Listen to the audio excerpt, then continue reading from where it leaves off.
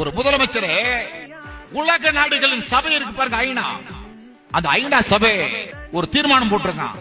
என்ன தெரியுமா தீர்மானம்? இன்னுயிர் காக்கும் நம்மை காக்கும் 48 ஒரு திட்டம். இதே களக்காட்டுல ஒருவர் ரோட்ல அடிபட்டு போனா ஒரு 10 வருஷத்துக்கு முன்னாடி யாருமே ஆஸ்பத்திரியில கொண்டு போய் சேர்க்க மாட்டோம். ஏன் தெரியுமா? ஆஸ்பத்திரியில கொண்டு போய் சேர்த்தா நம்ம மேல கேஸ் போட்டுருவோம், அல்லது வழக்கு போட்டா நம்ம சாட்சி சொல்ல போண்டியது இருக்கும். அப்ப நம்மளால தூக்கிட்டு போக மாட்டோம். ஆனா இன்னைக்கு என்ன தெரியுமா?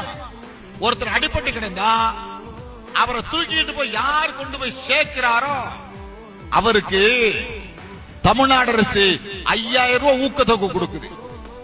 கொண்டு போய் சேர்க்கிறார் பாருங்க, அவருக்கு 5000 ஊக்கத்தொகை. இப்படி கொண்டு சேர்க்கிறது மட்டும் இல்ல, இந்த களக்காட்டுல அடிபடுறாரு பாருங்க, அவரு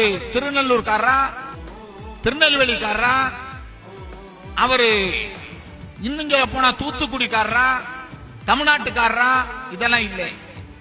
அமெரிக்காக்காரன் களக்காட்டில் அடிபட்டாலும், ஜப்பான்காரன் களக்காட்டில் அடிபட்டாலும், சைனாக்காரன் களக்காட்டில் அடிபட்டாலும் 48 மணி நேரம் அவர்களுக்கு ஆகக்கூடிய செலவை தமிழ்நாடு அரசே ஏற்கிறது.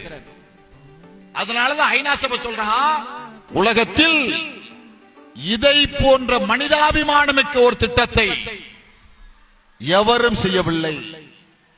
எனவே ஒரு முதலமைச்சரின் திட்டத்தை உலகம் பாராட்டு.